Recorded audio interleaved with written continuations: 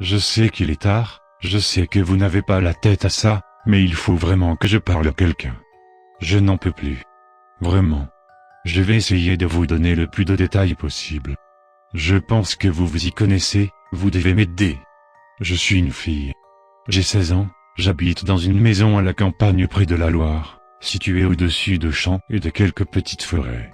J'ai toujours aimé me promener là-bas lorsque je voulais être seul, sans ces idiots d'humains qui me pourrissent la vie.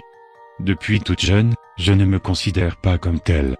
On m'a appelé monstre, je m'appellerai comme cela, alors appelons-moi monstre durant ce récit. Je pense que je ne peux être que ça désormais. Comme beaucoup d'autres personnes, je n'ai pas vécu de belles choses dans ma vie. J'ai perdu un peu l'esprit, c'est vrai, mais je vois encore ce que je fais, je crois que je suis encore moi-même, je crois. J'ai un petit ami, adorable, gentil. C'est grâce à lui que je tiens encore, c'est en pensant à lui, même s'il ne m'a pas répondu. Je l'aime. Je crois d'ailleurs que ça a commencé à cause. Je ne peux pas dire à cause en le mentionnant, je crois que ça a commencé par son biais sans qu'il ne le sache. Il avait hébergé sa cousine durant toute une semaine, je n'avais pas pu le voir énormément. J'étais triste, mais un jour, il est venu chez moi, il était parti sans rien dire à ses parents. On s'est câliné, et avant de partir, il m'a donné une montre à gousset. Comme je dois raccompagner ma cousine chez elle, prends-la avec toi. Tu me la rendras bientôt, quand on se reverra. Je la gardais donc toujours très près de moi. Quand je la posais contre mon oreille, je me sentais soudainement bien. Je l'ai contre mon oreille, pour essayer de me calmer. Ça fonctionne un peu. Seul, je n'avais rien à faire. Il n'y avait plus personne sur MSN ou autres réseaux sociaux, tout parti en vacances, à se dorer au soleil pendant que je suis en train d'écrire ces lignes. Après tout, je m'en fiche. J'aime pas être un mouton. J'ai quand même découvert une musique vachement belle, un truc joué au piano dans le style bien classique, ça s'appelait Secret. Je l'écoutais en boucle, encore et encore, elle était magnifique. Je me souviens que j'avais vraiment très envie de la jouer, encore plus que toutes les autres musiques que j'ai pu entendre de ma vie. J'ai donc réussi à trouver une partition sur internet en 4 pages. Je l'ai donc imprimée. Une seule chose m'avait un peu dérangé, c'est que les lignes de la portée s'étendaient vraiment jusqu'à l'extrémité de la page et que j'ai eu beaucoup de mal pour régler le zoom. Sur mes feuilles elles s'arrêtent donc pile à la limite. Mais bon, tant que je voyais toutes les notes, peu m'importait. J'ai étudié le piano pendant 10 ans, j'ai arrêté les cours et je joue encore pour mon plaisir personnel. J'ai commencé à apprendre cette musique. Elle était vraiment difficile, j'ai beaucoup eu de mal à la déchiffrer. Je crois que c'est à partir du déchiffrage que tout commença. La nuit même, après avoir essayé de jouer cette musique pour la première fois, j'ai beaucoup plus de mal à aller dormir qu'auparavant. J'entendais des bruits provenant de la pièce désormais vide à côté de ma chambre, comme des bruits de pas. J'ai quitté le PC vers minuit, 1h du matin. Mon mec me parlait pas beaucoup, ça m'énervait. Je suis allé dans mon lit. La lune éclairait doucement ma pièce, mais j'avais quand même un peu peur du noir. J'ai fermé les yeux, je tenais ma peluche contre moi. C'est alors que je fis l'erreur typique. Je regardais à nouveau la pièce. Il n'y avait plus de lumière. Tout était noir. Je ne discernais qu'un peu les meubles de ma chambre. Je les referma, mais ma vision ne changea pas.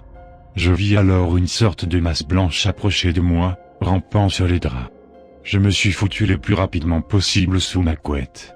Je ne pouvais pas prendre mon portable, je ne pouvais pas serrer la montre contre moi, elle était sur mon bureau, j'entendais ce doux tic, tic, tic, tic. Et plomb. Le bruit du pied se posant lourdement sur le sol. Très près de moi. Juste à ma droite. Plomb. Une seconde fois, encore plus près. J'ai commencé à entendre du bruit. Comme un ventilo, mais vachement saccadé, et super grave. Ça rentrait dans mes oreilles, ça me bouffait la tête, j'arrivais pas à arrêter de penser à ce bruit, j'en pouvais plus. Je me suis allongé sur le dos, et pouf. D'un coup, plus rien. Plus de bruit. J'ai senti mon front devenir glacé à un endroit. Puis, mes lèvres. J'ai sursauté. J'ai toutefois réussi à m'endormir, je ne sais plus vraiment comment. J'en parla à plusieurs amis. Aucune d'entre elles ne sut me donner de bons conseils, mais ce qui m'intrigua vraiment fut le je m'en foutisme total de mon mec, qui me dit uniquement fais pas attention au bruit.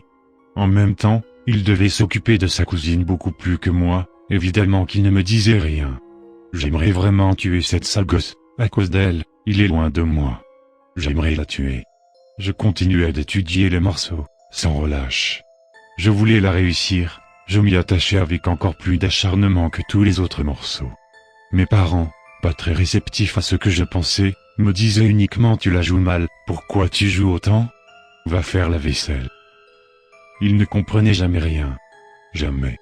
Ils n'ont jamais compris. Cette journée, je l'avais beaucoup étudiée. Je réussissais à jouer la moitié du morceau. Toutefois, ma seconde nuit en compagnie de cette montre était encore une fois étrange. J'étais sur le bureau, il devait être 2 heures du matin. Mon mec devait sûrement dormir et je parlais à une de mes amies qui avait des problèmes d'amour. Je mettais le tic-tac à mon oreille pour ne pas entendre les bruits. Dans cet ordre, j'entendis de nouveau les pas dans la pièce voisine. La lumière de ma chambre était allumée, j'avais vraiment peur.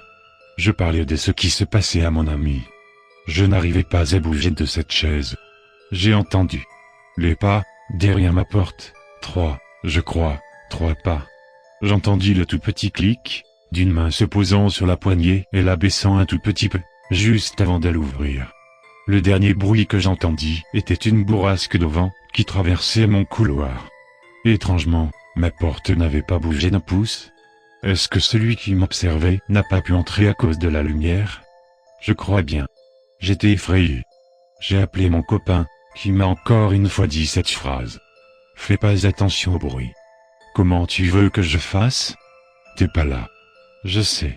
Je raccrocha cependant assez vite, il était avec sa cousine.